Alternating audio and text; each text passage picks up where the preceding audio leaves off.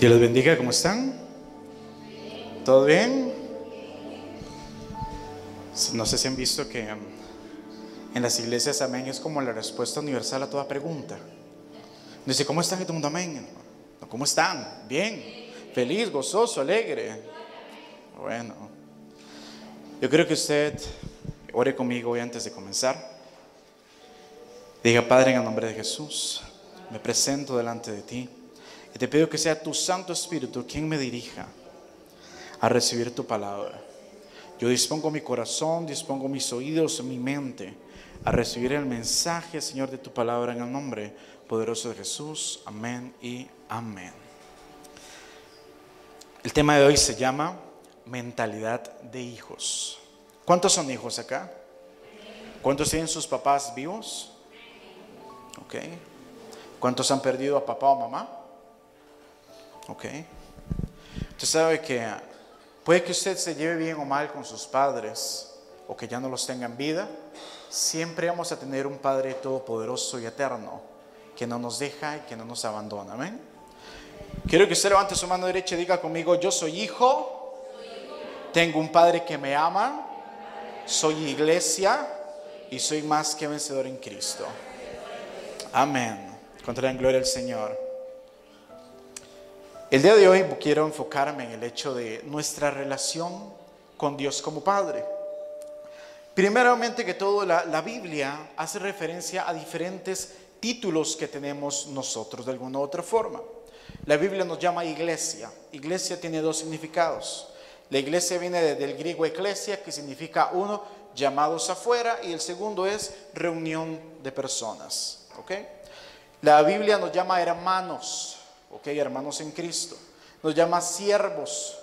Y para la palabra siervos menciona tres cosas. Menciona que podemos ser un diáconos, una persona que sirve en cualquier área, un doulos, que es un siervo por amor, ¿verdad? Y está el siervo que sabe que fue Dios quien lo llamó.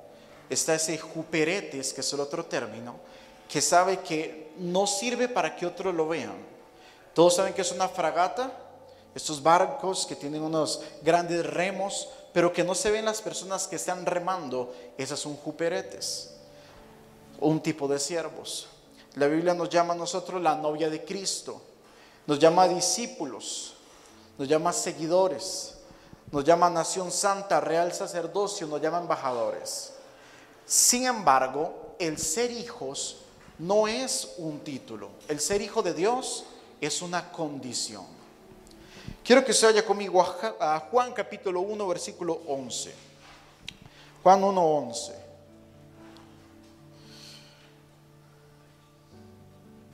Juan 1, 11.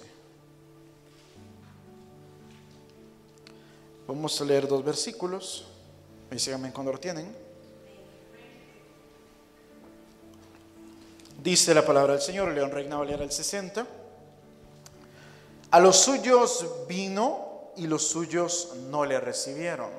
Mas a todos los que le recibieron, a los que creen en su nombre, les dio potestad ¿de qué? De ser hechos hijos de Dios.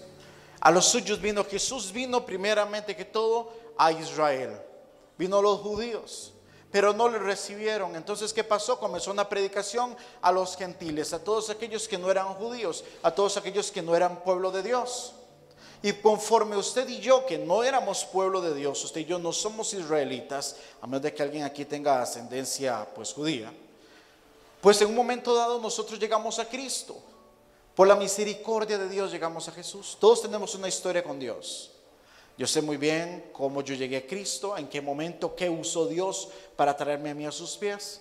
Y a partir de ese momento, un día que yo dije, ok, Jesús, yo quiero que usted sea mi Señor, yo quiero que usted sea mi Salvador. Y en ese momento Dios me da la potestad de ser hecho hijo suyo. ¿Cuántos hijos de Dios hay aquí? Ok. Ahora, ser hijo no es un título, es una condición.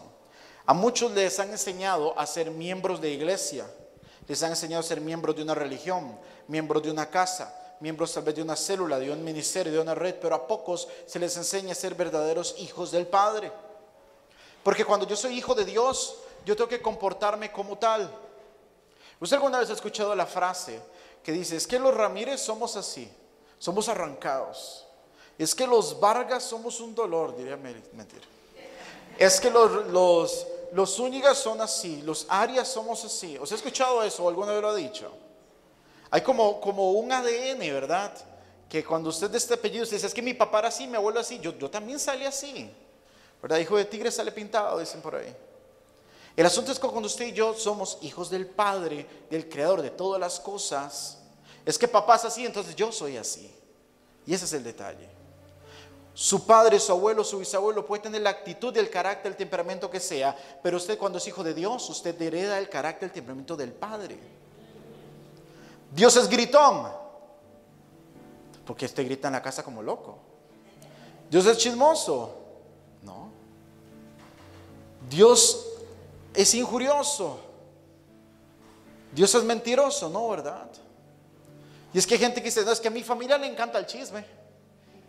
Entonces yo soy un chismoso. Pero su Padre celestial, la Biblia dice que cuando usted llega a Cristo, nueva criatura es, las cosas viejas pasaron y aquí todas son hechas nuevas, ¿cierto? Usted hereda el ADN del Padre. Usted ya no puede ser un chismoso como su papá, como su mamá, como quien sea en su familia. Usted ya no puede ser así, porque usted tiene un Padre celestial que le dio su ADN a usted. Ahora bien, como hijo, tengo un Padre que no es cualquier Padre, es el Creador de todas las cosas. Y yo creo que usted vaya conmigo a Mateo capítulo 6, versículos del 5 al 15, y leo en Reina Valera al 60. De aquí es donde quiero que usted vea una relación que tenemos nosotros con el Padre. ¿Me dice amén cuando lo tienen? Mateo 6, del 5 al 15. Y aquí viene la famosa oración del Padre Nuestro, que creo que todos se la saben. Dice el versículo 5: cuando ores no seas como los hipócritas, porque ellos aman, ¿qué dice? Orar en pie en las sinagogas y en las esquinas de las calles para ser vistos de los hombres.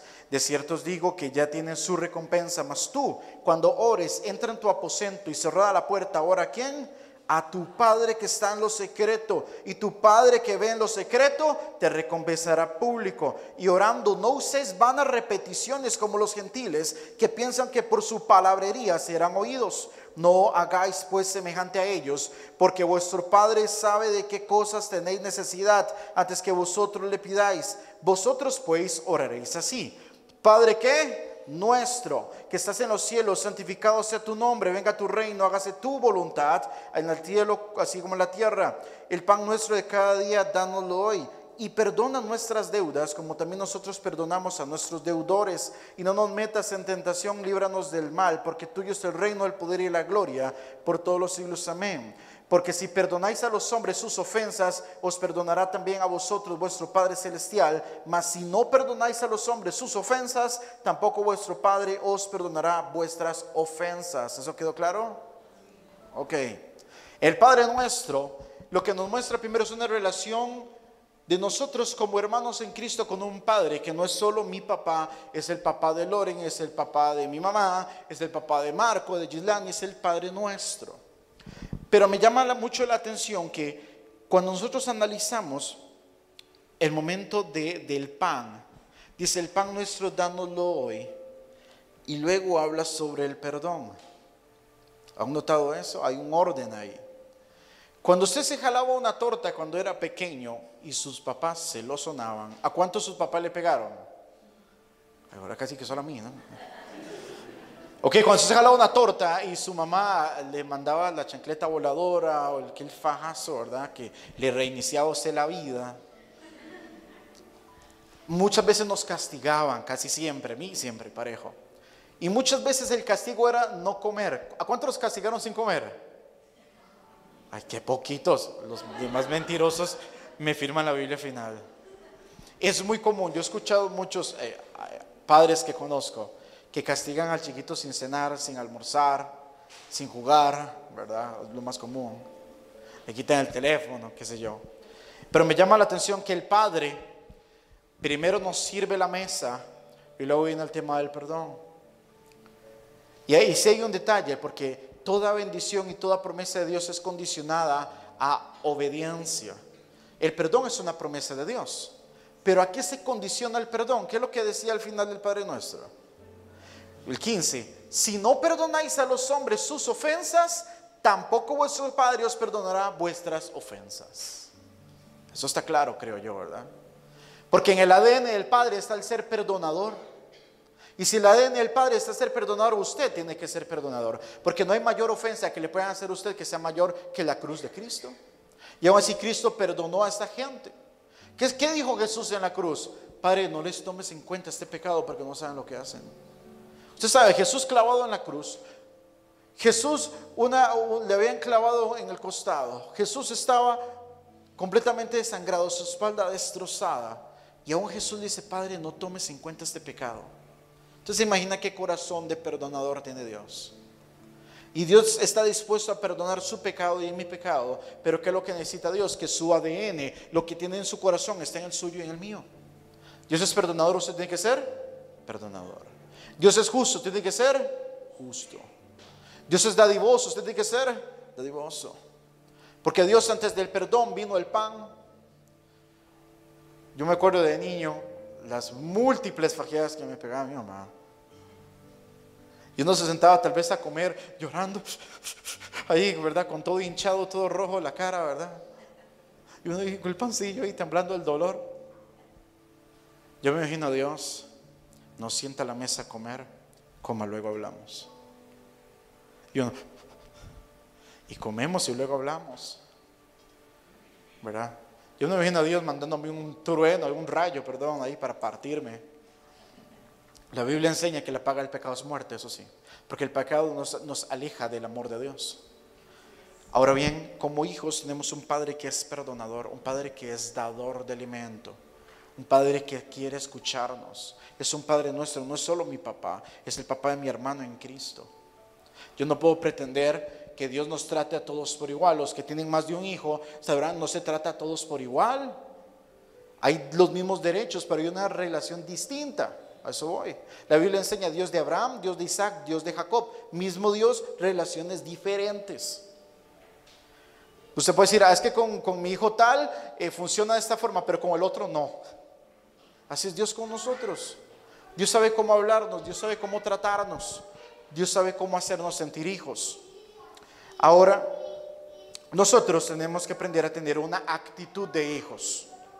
Quien es hijo entiende dónde su padre lo ha puesto y qué es lo que le ha dado.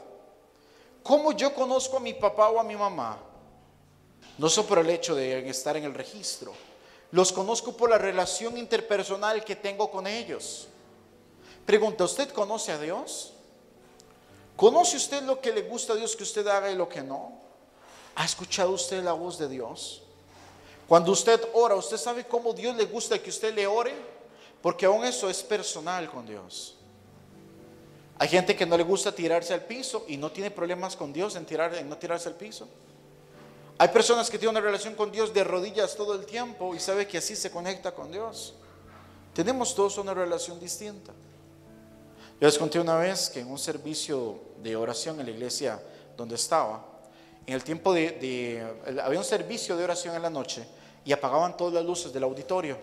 Y solo se ponía música instrumental mientras alguien oraba y alguien dirigía la adoración, eso era todo. Y a mí se me ocurrió la genial idea de tirarme al suelo. Yo nunca lo había hecho, no era mi relación con Dios.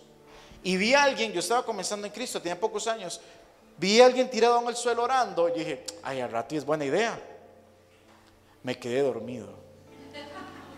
Pasó hora y media, porque era un servicio de 2 horas. Pasó hora y media, yo me despierto y yo en el piso, y vuelvo a ver a todos lados y todavía la gente sigue. Yo, ok, todavía el culto no ha terminado, voy a ir al baño. Yo no sé si alguien me escuchó roncar, yo no sé si me acomodé raro en el suelo, pero no era mi relación con Dios. Yo no oraba así en mi casa.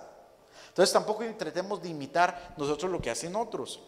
El hijo tiene una mentalidad de pertenencia y de responsabilidad. Yo sé que yo pertenezco a esta casa porque aquí Dios me puso, amén. Tenemos un Padre Celestial. Dios, a modo de paternidad espiritual, nos pone un pastor.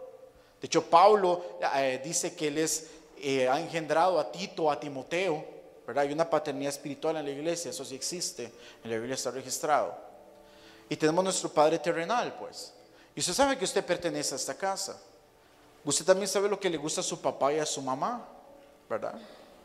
Y si yo conozco lo que le gusta a mi Padre Celestial y lo que no, ¿por qué seguimos haciendo cosas en nuestra vida que a Dios no le agrada? ¿Verdad? ¿Usted cree que a Dios le gusta que usted llegue a orar en carrera en la noche antes de dormir? A Dios no le gusta que usted ore en carrera, como si Él fuese cualquier cosa. A mí me gusta creer que Dios todos los días me espera en mi cama o en mi cuarto para orar y hablar con Él. Como yo hablo con Él, no como habla mi papá, mi mamá o mi hermano tal. Mi relación con Dios personal. Me gusta creer que Dios está ahí esperándome cuando yo llego. Aunque Él es omnipresente, pero en términos de escuchar mi oración, me gusta creer que Él está pendiente de lo que yo tengo que decir. Y no es como que yo llego a la cama y Padre en nombre de Jesús, amén. ¿Por qué no? Usted se imagina que es usted de estar esperando a alguien que usted quiere, que usted ama, para hablar con esa persona. Usted le manda un mensaje y lo dejan en visto. Qué cólera me da a mí que me dejen en visto. ¿Y cuántas veces dejamos en visto nosotros al Padre? Dios nos espera en oración y lo ignoramos totalmente. El Hijo sirve con excelencia porque tiene un modelo a seguir. Vamos a ir a Mateo 20, 25 al 26. Mateo 20, 25 al 26. Leo en Reina Valera. ¿Listos?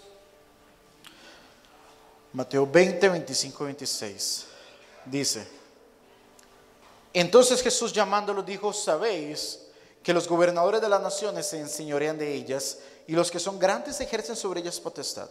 Mas entre vosotros no será así, sino que el que quiera hacerse grande entre vosotros será vuestro servidor. Más adelante dice que el Hijo de Dios no vino para ser servido, sino para servir. Usted tiene como ejemplo a Jesús, el mismo Dios Hijo manifestado como hombre, que no dejaba que le sirvieran. Él decía: yo vine a servir. Nosotros tenemos el modelo supremo que es Jesucristo.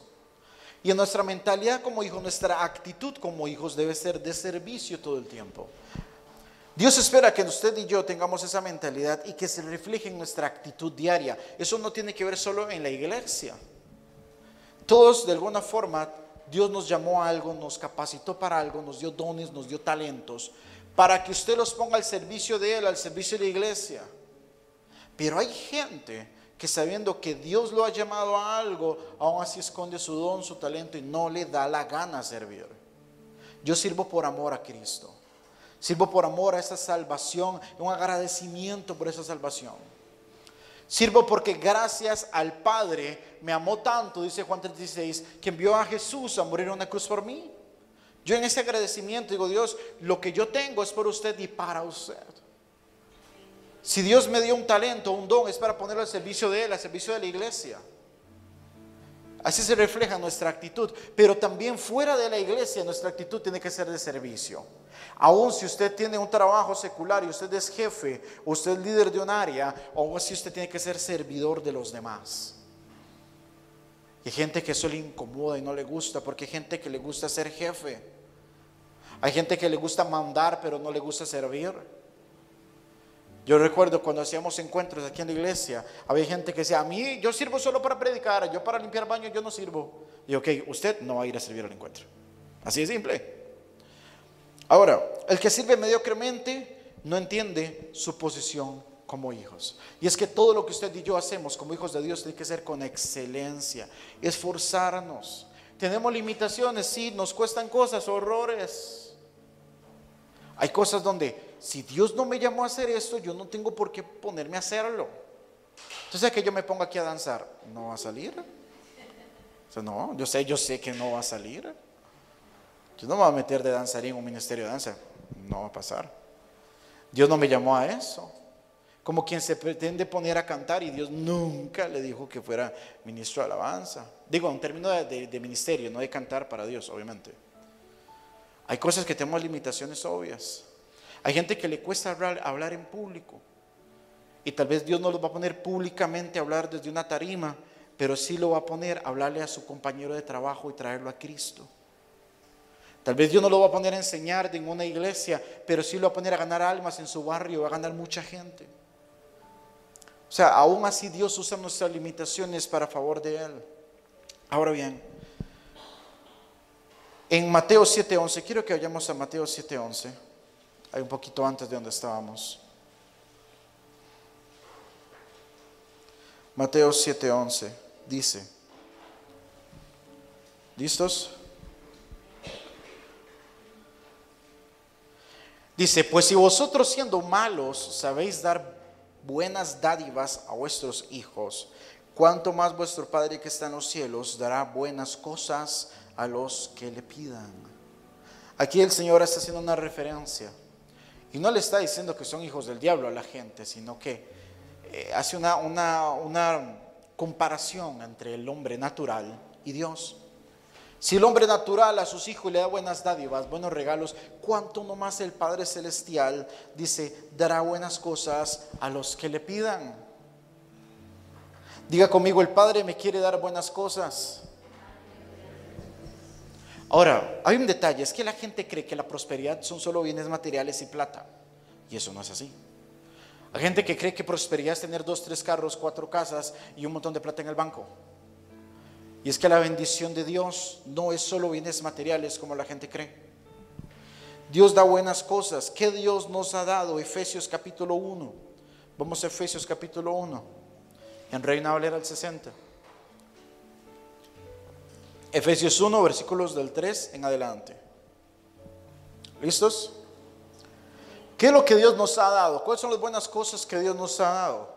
Que no es material, que no es dinero, que no son cosas palpables. Dice, bendito sea el Dios y Padre de nuestro Señor Jesucristo. Dice que nos bendijo con toda bendición espiritual en lugares celestiales en Cristo. Y conste que está en pasado, o sea que en lo eterno, en el plan de Dios, usted ya fue bendecido. Amén. Dice el 4, según nos escogió en Él antes de la fundación del mundo, para que fuésemos santos y sin mancha delante de Él. Diga, Dios ya me escogió antes de la fundación del mundo. O sea, imagínese usted que Dios no había creado nada y Dios ya sabía que iba a diseñar a Pablo, a Carla, a Karen, a Yelani con un plan y un propósito, y ya en su eternidad los bendijo. Usted entiende que Dios usted ya lo bendijo con toda bendición espiritual. Eso es ser próspero. Por eso creemos, no es que es el carro de tal marca, es que es tantos millones de dólares en el banco, pero olvidamos que ya fuimos bendecidos con toda bendición espiritual, escogidos antes de la fundación del mundo. Dios no escoge a cualquiera. Si Dios nos escogió es porque sabe el plan perfecto que tiene para nuestra vida. Dice más adelante el 5, en amor habiéndonos predestinados para ser adoptados hijos suyos por medio de ¿quién? De Jesucristo. Usted fue predestinado para ser hijo del Padre. ¿Qué era lo que usted necesitaba? Porque digamos, eso es una promesa escrita en la eternidad, pero se necesitaba que usted voluntariamente, con su libre albedrío, decidiera que Jesucristo fuera su Señor y Salvador. Porque si Jesucristo no es su Señor y Salvador, por más que Dios haya predestinado para su vida algo, usted no lo va a tener. Porque Dios no va a bendecir al pecador, Dios no va a bendecir al necio, Dios no va a bendecir al injusto, Dios no va a bendecir a alguien que no viva en santidad. Por eso es que Dios nos escogió, dice, para que fuésemos santos y sin mancha delante de Él. Entonces, en un momento determinado de nuestra vida, llegamos a Jesús. Y la Biblia enseña, no una religión, no una iglesia, la Biblia enseña que usted y yo somos santos. Eso dice la Biblia. Cuando el apóstol Pablo le escribe a las diferentes iglesias, le escribe a Galacia, Tesalónica, Corinto, a Éfeso, le dice a los santos en la iglesia de Éfeso, a los santos en la iglesia de Colosas, le llama santos a los miembros de la iglesia. La Biblia también enseña que la santidad se perfecciona en el temor de Dios. Y el temor de Dios, la Biblia dice que es aborrecer lo malo. Entonces, cuando Dios a mí me predestina para ser hijo suyo y me escoge, Él espera que con el libre albedrío que me dio, yo escoja el camino correcto. Dios no obliga a nadie a ser cristiano. Dios no obliga a nadie a ser bendecido, aunque en su plan eterno haya bendición para usted y para mí. Es su decisión acercarse a Jesús. Es su decisión ser hijo de Dios. Es su decisión caminar en santidad. Es su decisión dejar la necedad y creer que por hacer el pecado que hacen los demás, usted es muy cool, es mejor que los demás. Es decisión nuestra. Porque sí, hay promesas, pero hay condiciones. Y Dios no obliga a nadie a hacer nada. Por eso Dios nos da a nosotros libre albedrío. Sigo. Dice, según el puro efecto de su voluntad, versículo 6, para alabanza de su gloria, de su gracia, con la cual nos hizo, ¿qué? Aceptos en el amado, amado con A mayúscula, hace referencia a Jesús, en quien tenemos, ¿qué? Redención por su sangre, perdón de pecados, según las riquezas de su gracia, a que hizo sobreabundar con nosotros en toda, ¿qué? Sabiduría e inteligencia. Diga, yo soy sabio e inteligente. ¿Alguna vez le han dicho que usted es tonto? A mí sí, solo a mí. Qué triste. Bueno, usted es sabio, yo soy sabio, somos inteligentes, porque fue la voluntad de Dios, porque Dios quiso. O sea, toda sabiduría, dice, hizo sobreabundar. O sea, que usted no es un poquito inteligente, usted es sobreabundantemente inteligente. Pero esa bendición se obtiene cuando usted llega a Cristo. Cuando usted llega a Cristo, todo para lo cual usted fue diseñado y predestinado, empieza a llegar a su vida. Todas las bendiciones espirituales llegan a usted. Cuando la Biblia enseña en Isaías que por la llaga de Cristo somos curados y que por el castigo, por su llaga, por su dolor, por todo su sufrimiento, usted y yo tenemos paz, enseña Isaías. ¿A cuántos alguna vez les ha pasado que usted no siente paz? Oh, ya hay más gente apoyándome, qué bien. El castigo de Jesús en la cruz hizo que usted no solo tuviera salvación, redención y perdón de pecados, sino que tuviera una paz eterna, la paz que solo Dios puede dar. Eso también es una bendición espiritual. Entonces, sí o no que usted es prosperado en Cristo. Dejemos de pensar que la prosperidad son solo bienes materiales. Pablo le decía a uno de sus discípulos que quería que prosperaran todos así como prosperaba su alma. La prosperidad es primeramente espiritual. Es reconocer que soy rico en Cristo, porque ya me bendijo, me escogió, me predestinó, me dio sabiduría, inteligencia, todo eso ya me lo dio. Ahora bien, otra bendición que viene, y es parte de la actitud de lo que recibo como hijo, es que soy de la familia de Dios. Efesios capítulo 2, versículo 19. Vamos a para allá. Efesios 2, 19 dice, y eso es una promesa que se cumple exclusivamente cuando usted llega a Cristo, cuando usted reconoce a Jesús como Señor y Salvador de su vida. Dice, así que ya no sois extranjeros ni advenedizos, sino conciudadanos de los santos. ¿Y qué dice? Miembros de la familia de Dios. Eso es usted. Usted en el cielo, usted no tiene primos, no tiene tíos, usted solo tiene hermanos en Cristo y un Padre. Eso es lo que usted tiene y punto. Dios no tiene nietos, Dios tiene hijos. Y como hijos sabe dar buenas dádivas. Él sí sabe dar lo que conviene, dar buenas cosas, lo que sí conviene, no lo que usted quiere. Porque muchos queremos que Dios nos dé lo que nosotros queremos. Y olvidamos orar diciéndole a Dios, si es su voluntad, si me conviene, si está en su plan, que así sea. Y si no, pues no. La Biblia enseña, de hecho, que mucha gente dice, mañana iremos a tal ciudad, negociaremos y venderemos. Pero ¿cuántos dicen, si Dios quiere, haremos esto y aquello? Aun cuando los planes sean loables, aun cuando los planes parezca que son de Dios y de bendición, no quiere decir que son de Dios y de bendición. El apóstol Pablo, mencionaba yo hace como 2 o 3 semanas, quiso ir a predicar en una ocasión a Asia. Y el Espíritu Santo le dijo, no vas. Pregunto, ¿predicar estaba mal? No. Era un apóstol. Estaba abriendo iglesias. ¿Era justo predicar? Claro. ¿Los chinitos ocupaban salvación? Claro. Pero el Espíritu Santo le dijo, no vas. Y no vas. Y no fue. Porque también no todo lo que parezca estar bien quiere decir que es voluntad de Dios. Ahora, su plan es para lo bueno. Jeremías 29:11, nueva traducción viviente. Jeremías 29:11, nueva traducción viviente. Vamos para allá. Dice, pues yo sé los planes que tengo para ustedes, dice el Señor. Son planes para lo bueno, ¿qué dice? Y no para lo malo, para darles un futuro y una esperanza. Isaías 55:9, Reina Valera.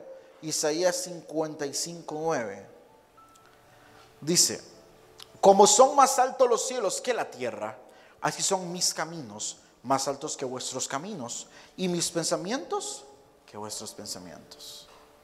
¿Dónde encuentro yo el plan de Dios para mi vida? En oración. La Biblia enseña que buscamos a Dios, oramos al Padre en el nombre de Jesús. Eso enseña la Biblia. Ojo, usted no le ora a Jesús, usted ora al Padre en el nombre de Jesús, porque esa fue la instrucción que dejó Jesús mismo. Dice Juan 14:13-14: todo lo que pidiereis al Padre que en mi nombre lo haré, para que el Padre sea glorificado en el Hijo. Y si alguno pidiere en mi nombre, yo lo haré. Oramos al Padre en el nombre de Jesús. Porque hay gente que cuando ora hace un desmadre en la oración, le dirige la oración a todo el mundo menos a quien es. Oro al Padre en el nombre de Jesús. Usted como cristiano, como hijo de Dios, tiene que saber orar. Y no le estoy diciendo que diga palabras rimbombantes ahí, extrañas: oh Dios amado, omnipotente, omnipresente, y se le fue usted en adjetivos, y al final Dios esperando que era lo que usted le quería decir. Usted no impresiona a Dios con adjetivos extraños, con palabras de domingo. Usted no impresiona al Padre. Dígale a Dios qué quiere usted, qué tiene que decir. Como si Dios no supiera que usted ya pecó. Si aun cuando nuestras palabras, antes de que salgan de nuestra boca, dice la Biblia, ya Dios ya las conoce.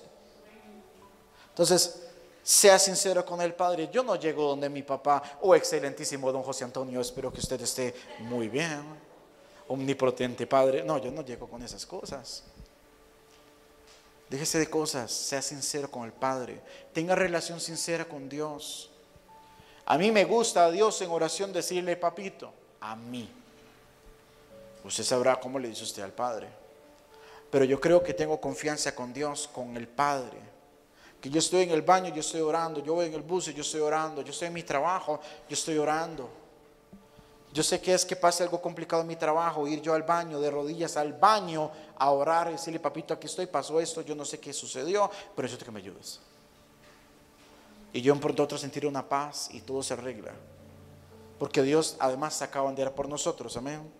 Ahora bien, los planes de Dios son para lo bueno, para el futuro y con esperanza. Siempre los pensamientos de Dios son mayores y los caminos que los nuestros. Por eso es necesario que usted en oración con el Padre diga: Padre, encamina mi vida conforme a tu camino. Yo sé que es más alto y más grande que el mío, pero yo necesito caminar ahí.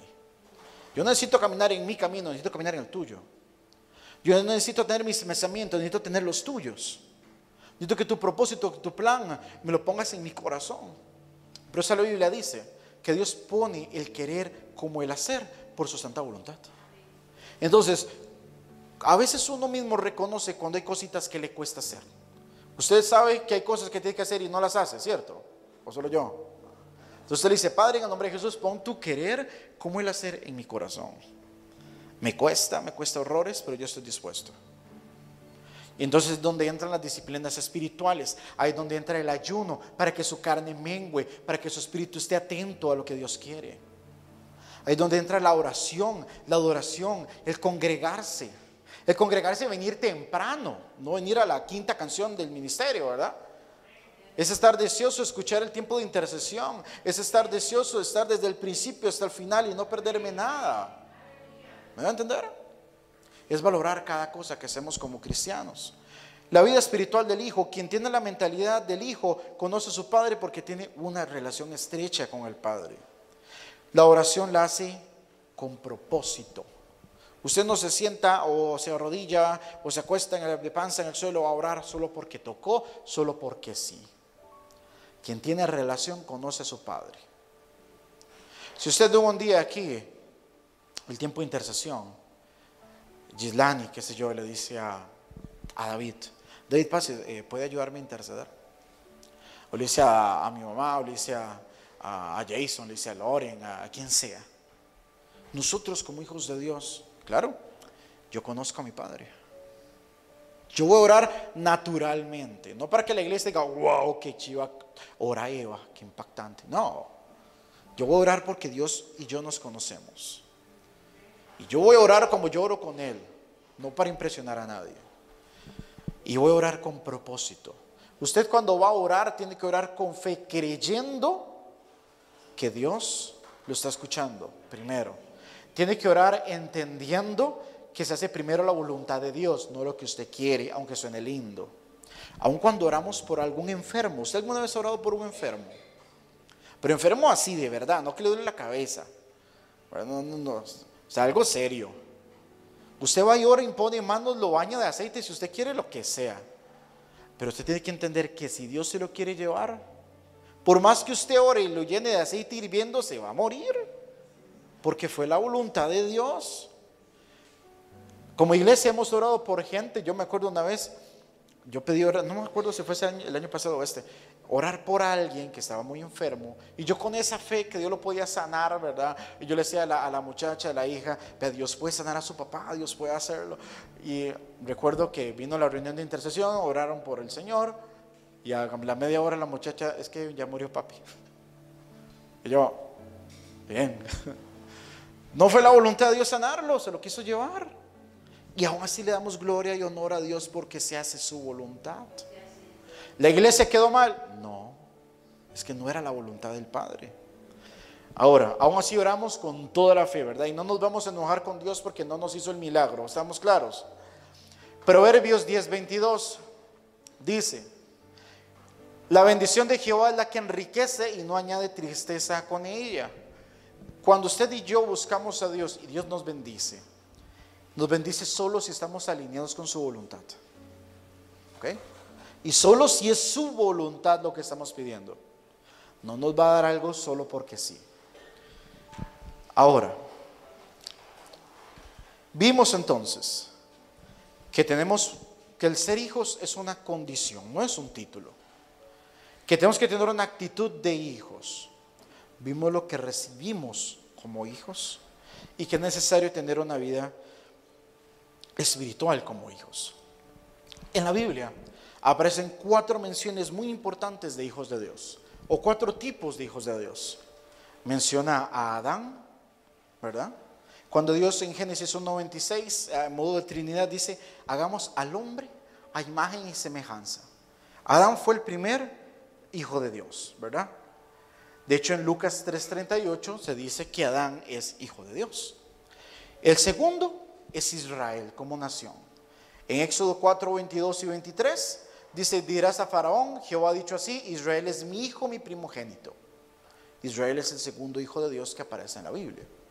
Jesús, Marcos 1:11, vino una voz de los cielos que decía: tú eres mi hijo amado y en ti tengo complacencia. Y todo el Nuevo Testamento está lleno de versículos que dicen que Jesús, obviamente, es el hijo de Dios. Y nosotros, como iglesia, Juan 1:11, que lo leímos antes: a los suyos vino y los suyos no lo recibieron, mas a todos los que le recibieron, a los que creen en su nombre, les dio la potestad ¿de qué? De ser hechos hijos de Dios. Entonces, 4 hijos de Dios mencionados en la Biblia: Adán, Israel, Jesucristo y usted y yo. Ahora, ser hijos comienza con recibir a Jesús. Si yo no recibo a Jesús, yo no soy hijo de Dios. Es mentira que todos somos hijos de Dios. Es mentira. Es una mentira del diablo. Porque nos hace creer ser merecedores y no. Nos hace creer tener esa posición y no. ¿Quién es hijo de Dios? El que recibe a Jesús. Únicamente. Los demás son solo creación. Sin Jesús yo no puedo ser hijo, porque no hay nadie ni nada fuera de Jesús que me dé la potestad de ser hijo hecho de Dios. Hebreos 11:6 dice: pero sin fe es imposible agradar a Dios, porque es necesario que el que se acerca a Dios crea que le hay y es galardonador de los que le buscan. Cuando usted y yo nos acercamos a Dios, cuando llegamos al Padre y nos damos cuenta de su amor que no merecemos, reconocemos esa salvación en la cruz y reconocemos que Jesús tiene que ser no solo mi Salvador, sino Señor de mi mente, de mis pensamientos, de mis proyectos, de mi casa, de mis planes. Ahí comienza nuestra condición como hijos de Dios. Dios quiere que tengamos una mentalidad de hijos, que entendamos que hay propósito y un plan de bendición. Ya Dios nos bendijo, ya Dios nos escogió, nos dio inteligencia, nos dio sabiduría. Pero es decisión de cada uno sacar la manita y tomar esas bendiciones de Dios. Reconocer a Jesús, porque sin Jesús no hay bendición del Padre, no hay perdón de pecados, no hay justificación, no hay santidad. Usted que me ve en casa, para despedir este servicio en línea, yo creo que usted medite si Jesús es realmente su Señor y Salvador. Que usted hoy le diga a Jesús: entra en mi vida, te reconozco como Señor, te reconozco como Señor, como Salvador, como mi amo. Escribe mi nombre en el libro de la vida. Y que usted sea una persona que camine siempre conforme al corazón de Dios.